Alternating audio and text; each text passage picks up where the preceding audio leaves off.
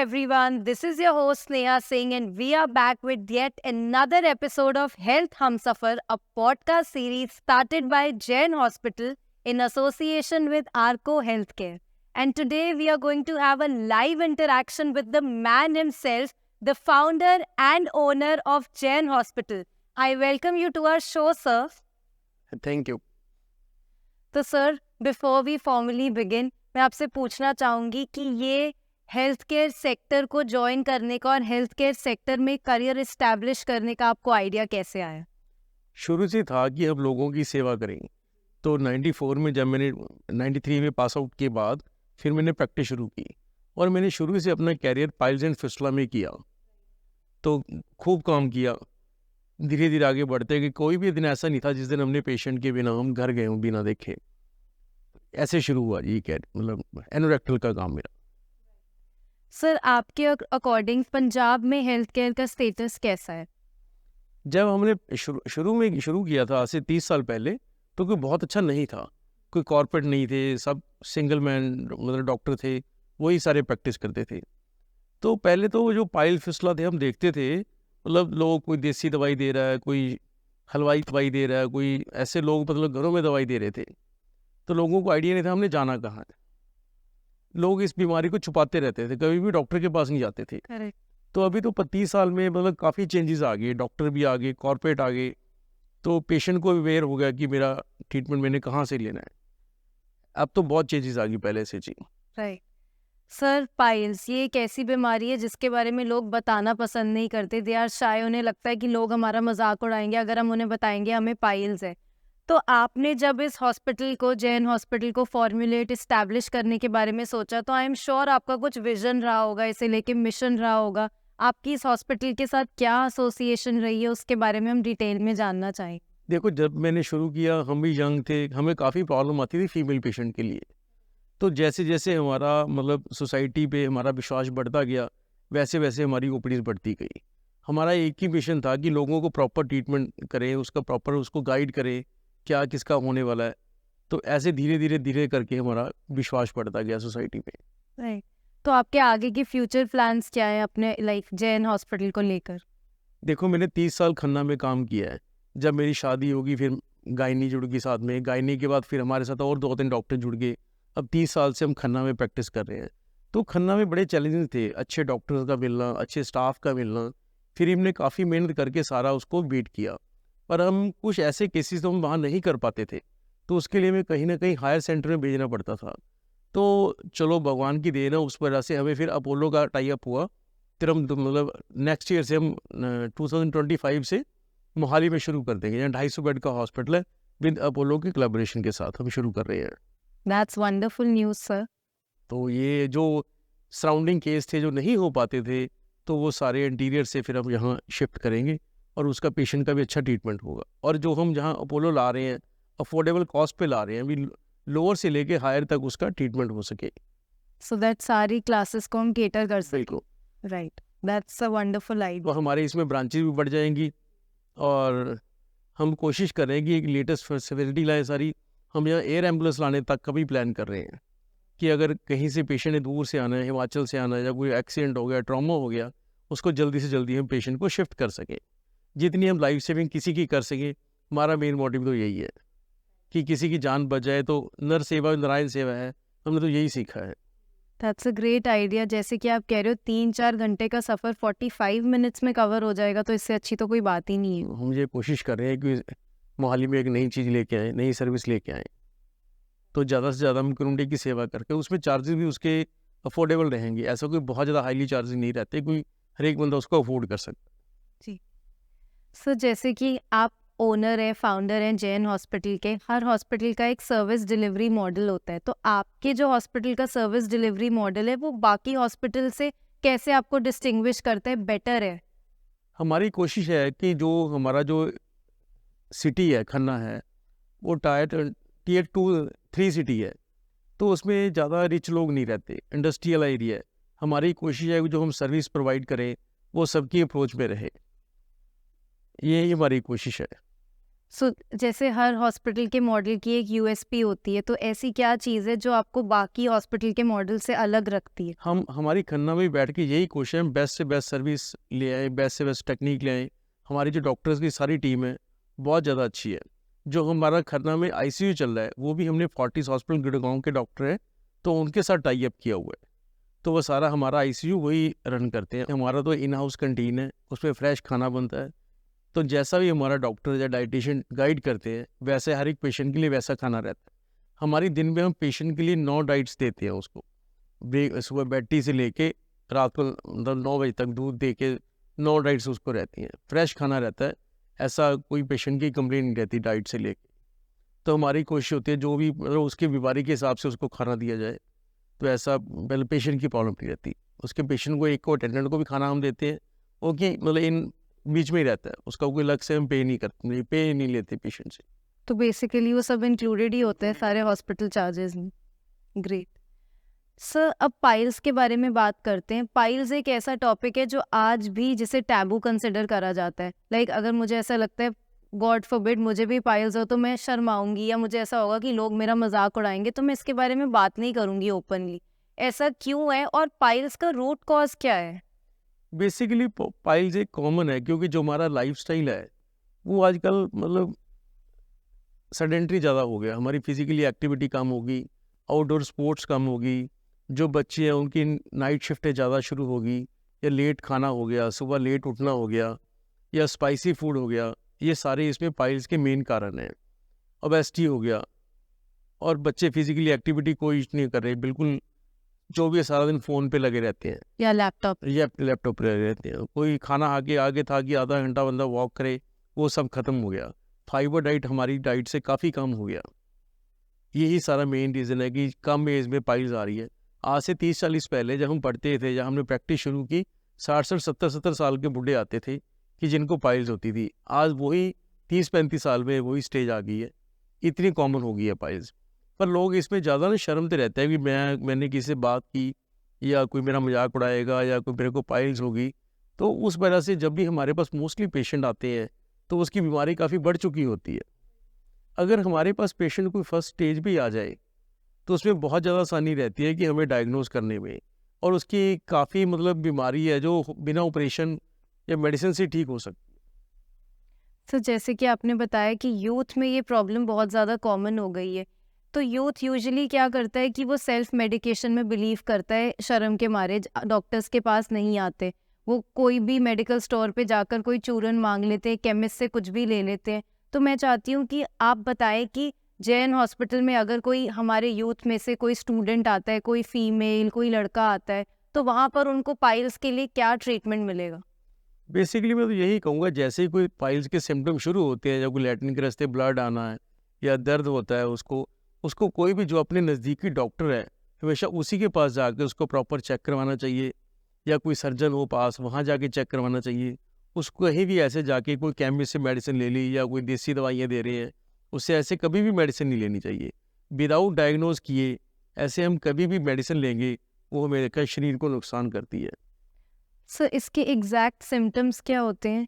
जैसे जब बंदा पेशेंट सुबह टॉयलेट जाता है तो उसमें ब्लड आता है, या उसमें उसको बाद में टॉयलेट के बाद पेन रहती है, या उसके मांस बढ़ जाता है, तो उसमें ये पाइल्स की मेन निशानियाँ हैं। तो जैसे ही हम ये सिम्टम्स को एक्सपीरियंस करें तो हमें इसे फर्स्ट लेवल पर ही स्टॉप कर देना बिल्कुल, चाहिए। किसी भी जो आपके नज़दीकी कोई डॉक्टर है, कोई सर्जन है, उससे पास जाके प्रॉपर इसका चेक करवाना चाहिए।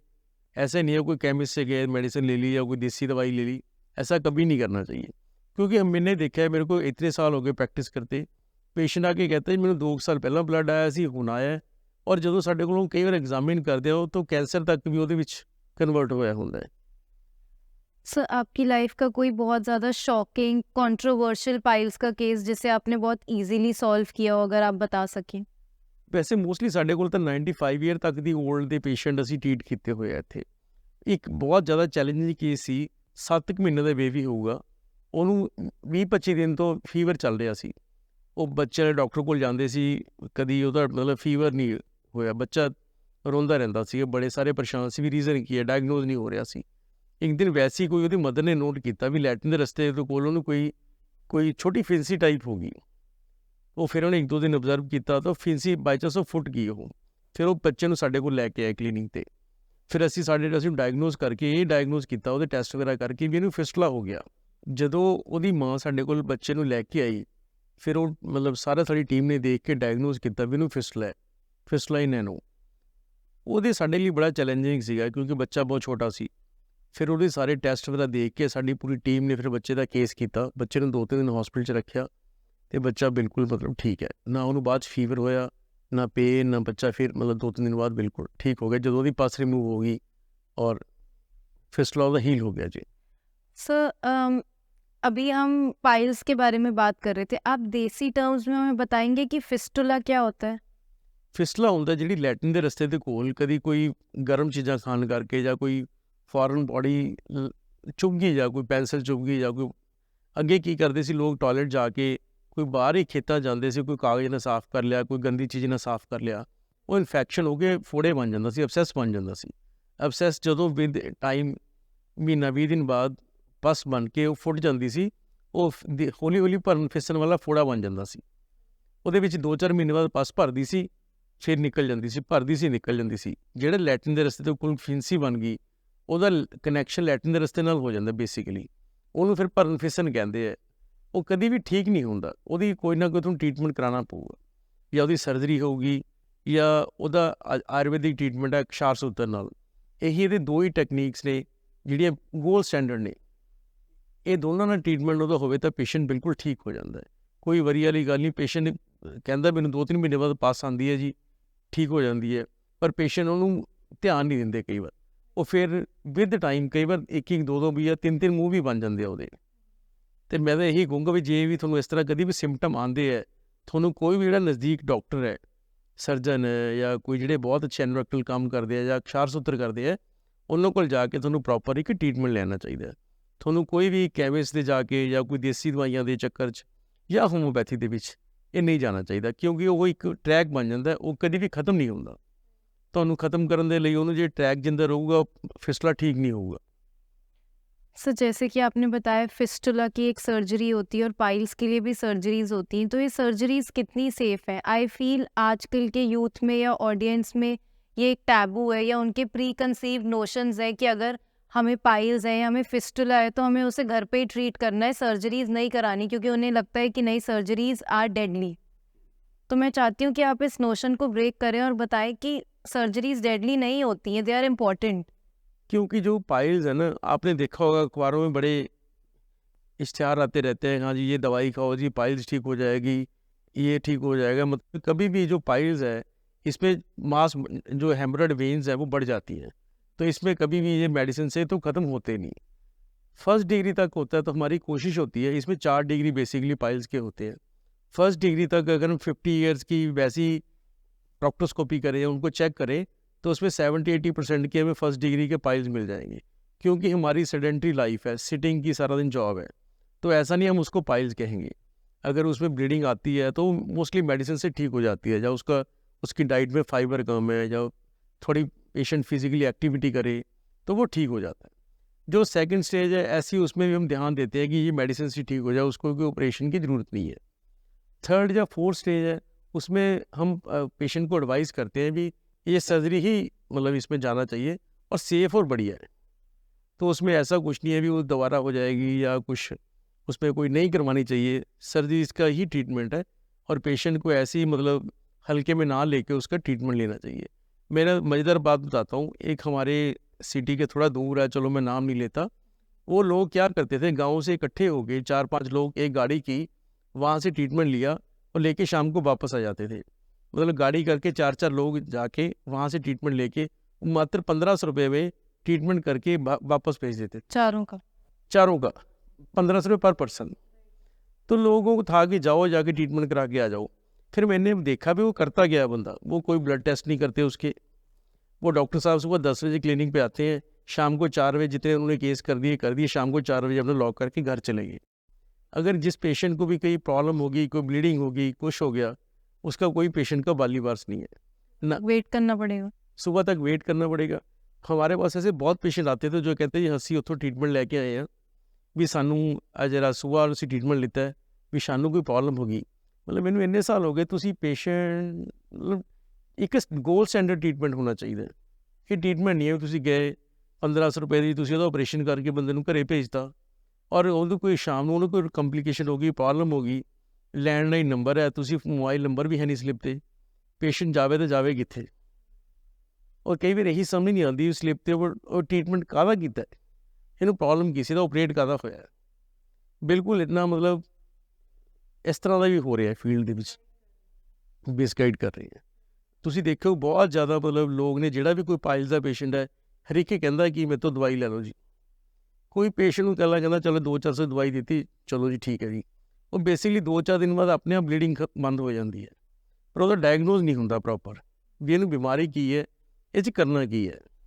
सर जैसे कि आपने बताया कि सेडेंट्री लाइफस्टाइल बहुत मेजर रोल प्ले करता है पाइल्स और फिस्टुला में, तो आजकल के जो फूड्स हैं, जैसे हम ज़्यादातर कार्बोनेटेड ड्रिंक्स और प्रिजर्व पैकेज फूड्स की तरफ जा रहे हैं, तो वो किस हद तक कंट्रीब्यूट करते हैं पाइल्स या फिस्टुला में? ਬੇਸਿਕਲੀ ਸਾਨੂੰ ਜਿਹੜੀ ਸਾਡੀ ਬਾਡੀ ਦਾ ਸਟਰਕਚਰ ਹੈ, ਉਹਦੇ ਵਿੱਚ ਸਾਨੂੰ ਰਫ ਡਾਈਟ ਹੀ ਜ਼ਿਆਦਾ ਲੈਣੀ ਚਾਹੀਦੀ ਹੈ, ਫਾਈਬਰ ਡਾਈਟ ਖੂਬ ਲੈਣੀ ਚਾਹੀਦੀ ਹੈ, ਪਾਣੀ ਖੂਬ ਪੀਣਾ ਚਾਹੀਦਾ। ਜੋ ਪਹਿਲਾਂ ਨੇਚਰ 'ਚ ਕਹਿੰਦੀ ਸੀ ਵੀ ਤੁਸੀਂ ਜਲਦੀ ਖਾਓ, 7 ਵਜੇ ਤੋਂ ਬਾਅਦ ਕੁਛ ਨਾ ਖਾਓ, ਉਹ ਅੱਜ ਵੀ ਉਨਾ ਇਫੈਕਟਿਵ ਹੈ। ਇਹ 3 ਕਾਰਨ ਮੈਂ ਜਿੰਨੇ ਵੀ ਆਪਣੀ ਲਾਈਫ ਸਟਾਈਲ 'ਚ ਦੇਖੇ ਹੈ, 3 ਮੇਨ ਕਾਰਨ ਹੈ ਪਾਇਲਸ ਹੋਣ ਦੇ। ਹਰੀ, ਹਾਂਜੀ ਮਤਲਬ ਉੱਧਰੋਂ ਬੱਚਾ ਲੇਟ ਉੱਠਦਾ ਹੈ ਜਾਂ ਉਹਦਾ ਆਫਿਸ ਦਾ ਟਾਈਮ ਸ਼ੁਰੂ ਹੋ ਗਿਆ, वो जाते जाते ब्रेकफास्ट कर लूँगा अपना, चलते चलते ही अपना, है ना, सीढ़ी से उतर रहा है और जाते समय ब्रेड सैंडविच लिया, चलो जी। और मदर है उसकी, उसने भी जॉब पे जाना है, उसके पास भी टाइम नहीं है, कुछ बंदा सुबह अच्छा कोई ब्रेकफास्ट दे बच्चों को, हाईली फाइबर वाली कोई चीज़ दे, मदर ने भी जॉब पे जाना है, तो सब ऐसा, ये भी एक मेन कारण है। लंच फिर उसके वैसा ही है, शाम को फिर रात को लेट खाना खाना है। हाँ, ये तो हो गया हरी। दूसरा है वरी। जितना भी आपका स्ट्रेस लेवल ज़्यादा है, उसमें आपका पेट अपसेट रहेगा हमेशा, वो भी एक पाइल्स का मेन कारण है। आप थोड़ा खुश रहो, दोस्तों मित्रों के साथ बैठो, बातें करो, रियलिटी के जाओ, तो ये सारे आपको ये खुश रखने का एक रीज़न है। सारा दिन काम, फिर रात को लेट, फिर सारा ये सारा जितनी आप चिंता करोगे, ये सारा आपका पेट अपसेट रहेगा, ये लाइफ को आपकी कम करता है। एक तीसरा कारण है करी। जितना करी हरी वरी एंड करी तो जितना भी आप फ्राइड खाते हैं या स्पाइसी फूड है, ये सारा पाइल्स का कारण है। उसमें फाइबर डाइट में कहीं भी नहीं है, कोई सैलड नहीं खाते हम, कोई फ्रूट नहीं खाते। आजकल बच्चे फ्रूट नहीं खाते, बर्गर पिज़्ज़ा या कोल्ड ड्रिंक जितना मर्जी दे दो, कोई लस्सी नहीं पीता, कोई नारियल पानी नहीं पीते, या कोई वैसे सिंपल पानी पियो, वो सबसे अच्छा है। कोई भी कोल्ड ड्रिंक से नहीं लेने चाहिए कभी भी। ये तो एक तो ओबेसिटी करते हैं, दूसरा पेट को अपसेट करते हैं। यही मेन कारण है कॉन्स्टिपेशन का। कॉन्स्टिपेशन से फिर ये सारा पाइल्स की शुरुआत होती है। फिजिकली एक्टिविटी बिल्कुल नहीं है। आगे क्या होता था, खाना खा के लोग आधा पौन घंटा भी सैर करते थे, आजकल तो वो ट्रेंड ही ख़त्म हो गया। खाना खाया, टीवी के आगे बैठ के वही लैपटॉप पड़ा है, वही टीवी पड़ा है, वही सो गए, ये स्टाइल हो गया। मेन प्रॉब्लम इसका सारा यही है, भी अपना रहन सहन और स्टाइल, आपका लाइफ स्टाइल चेंज हो गया, बेसिक डेली रूटीन अपसेट हो गया। डेली रूटीन अपसेट हो गया। या जितने भी आजकल क्या हो गया, नाइट ड्यूटी शिफ्ट हो शुरू होगी, तो उसमें जो नाइट शिफ्ट से सारा एक सिस्टम उसका ख़राब हो गया, खाने पीने का, रहने का। ये भी बहुत ज़्यादा रीज़न बड़ा है पाइल्स के लिए, क्योंकि सबके जॉब आवर्स डिफरेंट है। सर सुनने में बहुत इंटरेस्टिंग कॉन्सेप्ट है, हरी वारी कारी। ऑल राइट, तो सर अगर किसी को पाइल्स हो या किसी को फिस्टुला हो, तो इसके क्या क्या ट्रीटमेंट्स मिलेंगे हमें जैन हॉस्पिटल में? पाइल्स के बेसिकली गोल्ड स्टैंडर्ड है ट्रीटमेंट। एक तो स्टेपलर है, जो स्टेपलर से करते हैं, वो डे केयर प्रोसीजर है, सुबह किया, शाम को या नेक्स्ट डे डिस्चार्ज। एक हो गया क्षारसूत्र, जो करते हैं पाइल्स का जो मांस है उसको क्षारसूत्र से टाई कर देते हैं। वो ये आयुर्वेदिक टेक्निक है। ये आज से हज़ारों साल पहले आचार्य सुश्रुत थे, वो ये टेक्निक से प्रोसीजर करते थे। तो फिस्टुला में हम आज भी क्षारसूत्र उतने इफेक्टिव है। कई बड़े बड़े सेंटर हैं, पीजी तक सेंटर है, वो भी क्षारसूत्र से, जो हाई एनल फिस्टुला है उसमें आज भी अच्छे अच्छे सर्जन वो क्षारसूत्र से उसका ट्रीट कर रहे हैं, हाई फिस्टुला को। और एक स्क्लेरोथेरेपी है, जो छोटे बच्चे हैं या कोई एक आध मस्सा है, उसमें इंजेक्शन लगा देते हैं फिनॉल प्लस एल्मंड ऑयल का, तो उसमें फिर वो श्रिंक कर जाता है मांस, स्क्लेरोथेरेपी होगी। एक गोल्ड स्टैंडर्ड है भी उसका ऑपरेट करो जी, मिलिगन मॉर्गन प्रोसीजर है, उसमें उसका ऑपरेट हो जाता है तो वो ठीक हो जाता है 5-7-10 दिन में। तो गोल्ड स्टैंडर्ड सारे ट्रीटमेंट यही है। Right, so there is nothing to worry about, they are absolutely safe. आप सेफ हैंड में किसी अच्छे डॉक्टर के पास जाओ, उसका ट्रीटमेंट कराओ, तो वो ऐसा कुछ नहीं है भी वो ठीक नहीं होगी या मतलब दोबारा हो जाएगी। दोबारा उन लोगों को होती है जो बाद में भी खान पीन का ध्यान नहीं रखते, कोई नशे ज़्यादा करते हैं या कोई ओपीएम सेवन करते हैं या कोई सिंथेटिक ड्रग्स लेते हैं या जिनकी सिटिंग की जॉब है, तो उनको बाद में कभी 10-15 साल बाद 20 साल बाद फ्यूचर में 1-2% 2 लोगों को हो भी गई, तो उसमें मैं तो यही सोचता हूँ कि उसमें कोई ऐसा कोई खास रीज़न नहीं है अभी, मतलब दोबारा उसके फेलियर हो गया ट्रीटमेंट या कुछ है। 1-2 को रोक के 98% लोगों को अपना ट्रीटमेंट नहीं रोकना चाहिए, ये है। उसमें बहुत सारा रीज़न होते हैं कि हो सकता है वो डॉक्टर की गलती नहीं हो सकता है पेशेंट की भी गलती हो, तो जिस वजह से उसको दोबारा होगी। सर जैसे आपने अभी खाने पीने की बात करी, तो कौन से ऐसे फूड आइटम्स हैं जिन्हें हमें कंज्यूम करना चाहिए if we are suffering from piles और फिस्टुला? बेसिकली आप अपनी डाइट में सैलड खूब यूज़ करो, फाइबर जितना भी खाओगे उतना ज़्यादा अच्छा है। फ्रूट्स आपके लिए बहुत अच्छे हैं, दही, कोकोनट वाटर, लस्सी, इन चीज़ों का ज़्यादा अपना यूज़ करो आप। और सुबह आप कोशिश करके ब्रेकफास्ट अच्छा लो, लंच में आपके फुल्का, दाल, चपाती सारा कुछ होना चाहिए। और रात को खाना थोड़ा हल्का करो, जिससे आपको जब आपने सोने जाना है, और कोशिश करो कि सोने से 2-2.5 घंटे पहले आप खाना अपना ले लो। ऐसा नहीं है खाना खाया टीवी देखा सो गए, तो कोशिश करो 15-20 मिनट अपना आप वॉक करो, जो भी आपने खाना खाया अच्छी तरह से डाइजेस्ट हो जाए।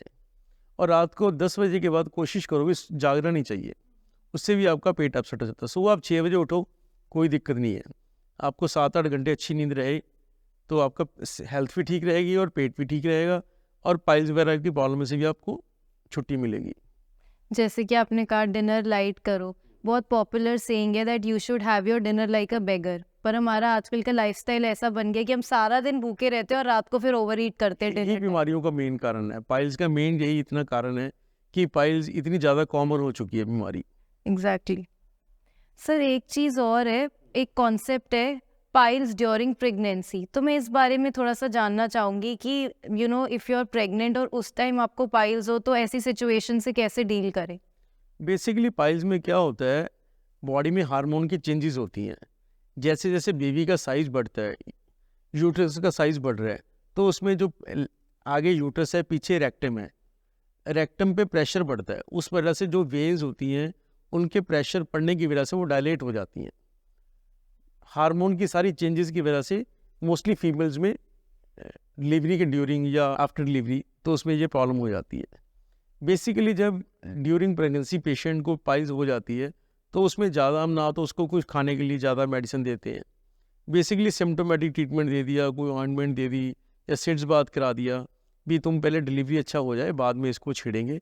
तो इसमें ड्यूरिंग डिलीवरी हम कोई इसका खास ट्रीटमेंट नहीं करते कि हाँ जी कॉन्स्टिपेशन है, डाइट अच्छी दे देते हैं, कोई लैक्सेटिव वगैरह इसमें यूज़ नहीं करने होते हैं। But till the time baby की डिलीवरी नहीं हुई patient leads a comfortable life, right? हाँ बिल्कुल। उनको वो किसी तरह के पेन या प्रॉब्लम से तो नहीं सफ़र करते, क्योंकि लोगों को ऐसा लगता है कि अगर हमें पाइल्स है या फिस्टुला है वाइल वी आर प्रेग्नेंट तो हमें बहुत ज़्यादा एक्सक्रूशिएटिंग पेन एक्सपीरियंस करनी पड़ती है। नहीं ऐसा कुछ नहीं होता, तो उसमें थोड़ा सा सिम्टोमेटिक ट्रीटमेंट पेशेंट का रहता है, तो मैं तो यही कहूँगा जैसे डिलीवरी होने के बाद उसका फिर उसको प्रॉपर एक ट्रीटमेंट लेना चाहिए।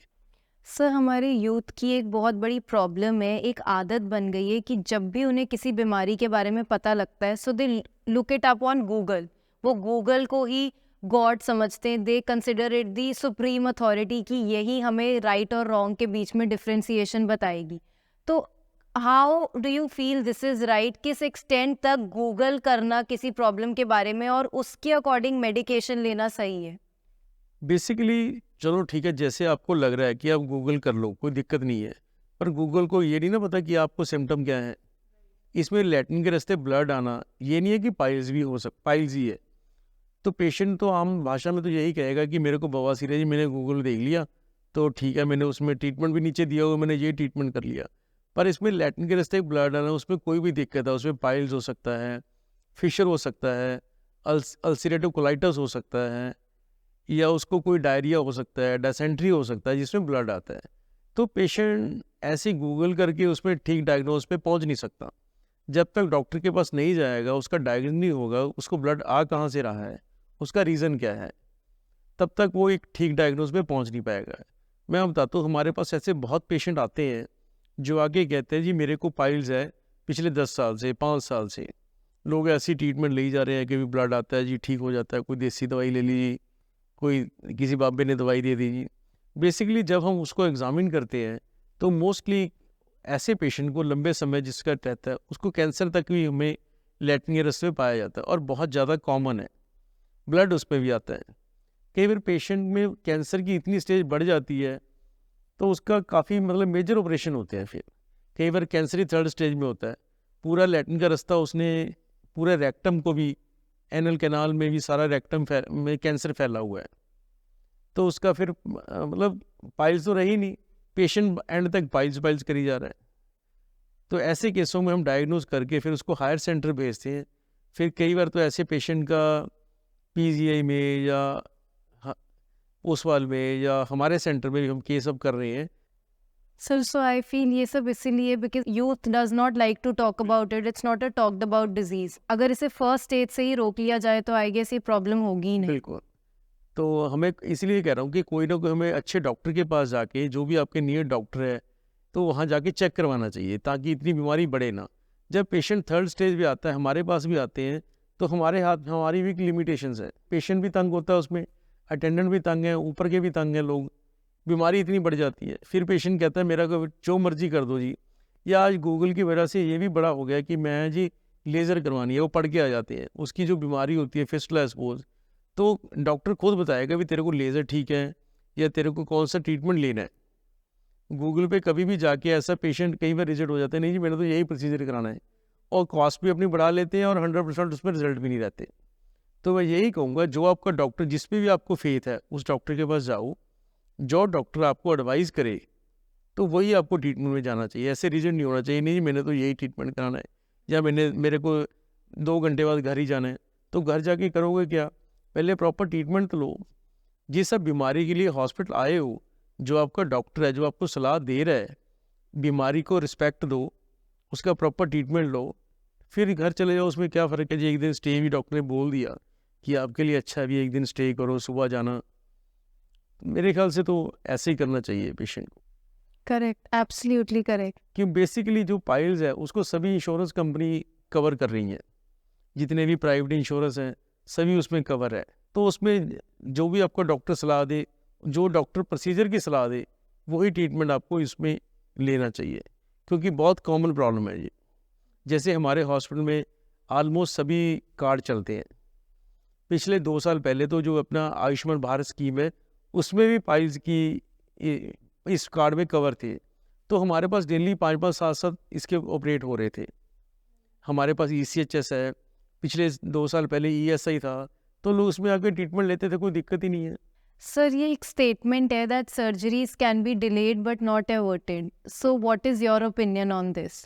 देखो, जो पाइल्स की स्टेज है तो उसमें आपको डॉक्टर ही बताएगा कि इसकी सर्जरी होनी चाहिए या नहीं होनी चाहिए। मेरे ख्याल से जो भी आपको डॉक्टर कहे कि ये सर्जरी की स्टेज है, तो आपको उस समय सर्जरी करवा लेनी चाहिए। ऐसे भी मेडिसिन दे दो जी। लोग क्या कहते हैं कि हमारे घर में बच्चों के पेपर चल रहे हैं जी, कभी बच्चा मेरी छोटा है जी, तो ऐसे ही लोग इसको लिंगर ऑन करते रहते हैं। एक और बीमारी होती है कि लैट्रिन के रास्ते उसमें कट लग जाता है, फिशर जिसे कहते हैं, फिशरी नैनो, तो लोग उसका ट्रीटमेंट नहीं लेते। ऐसे धीरे धीरे कभी हो गया, कभी ठीक हो गया, तो उसमें भी ज़्यादा बाद में फिस्टुला में कन्वर्ट हो जाते हैं वो। तो मेरे ख्याल से जब भी आपको प्रेम प्रॉब्लम कोई भी आए, तो एक उसको ट्रीटमेंट प्रॉपर लेना चाहिए। ऐसे उसमें कोई नींदगैली नहीं करनी चाहिए भी चलो कोई बात नहीं ठीक हो जाएगा, या कोई देसी दवाई ले ली कुछ हो गया। वो जितने भी आप केमिस्ट से जाके मेडिसिन लेते हैं, वो आपको सारे पेन किलर दे देते हैं बेसिकली। तो पेन किलर से आपकी एक बार जब ब्लीडिंग बंद करने के लिए कोई भी दवा दी, हमारे को इंडिया में ऐसा कोई रूल नहीं है कि डॉक्टर की प्रिस्क्रिप्शन के बिना आप दवाई नहीं दे सकते। मैं ऐसे बहुत केमिस्ट को जानता हूँ, उस सिटी में डॉक्टर से ज़्यादा केमिस्ट की ओपीडी ज़्यादा है। तो डॉक्टर कि उसके बाद 10 पर्ची आती है, वो खुद उससे दवाई 100 लोगों को दे देता है। उसको लगे, पेशेंट को भी लगता है चलो 20-25 रुपये 50 रुपये लेता है, हाँ जी एक दे दो दवाई, 1 दिन की दवाई दे दो, 2 दिन दवाई ले लो।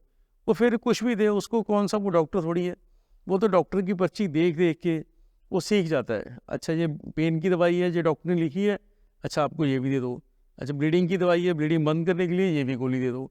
ऐसे 4-5 गोलियों को कम्बिनेशन दे देता है। या पाइलेक्स की ट्यूब है, हिमालय की है जी, ये भी दे दो जी। तो उसको बेसिकली डायग्नोज तो उसको पता ही नहीं देना क्या है। इस वजह से पेशेंट खुद अपनी बीमारी बढ़ा लेते हैं। Thank you so much doctor Parvesh, बहुत मज़ा आया आपसे बात करके, बहुत अच्छे से आपने हमारे यूथ को एजुकेट किया। आई एम श्योर अब हमारा यूथ इस प्रॉब्लम के बारे में बात करने से नहीं डरेगा, और जैसे ही उन्हें इस सबके सिम्टम्स एक्सपीरियंस होंगे वो सबसे पहले अपने नियरेस्ट डॉक्टर के पास जाएंगे और उन्हें कंसल्ट करेंगे। So with this we've come to the end of another interesting episode, so stay tuned and keep watching health Humsafar. With this is your host Neha Singh officially signing off.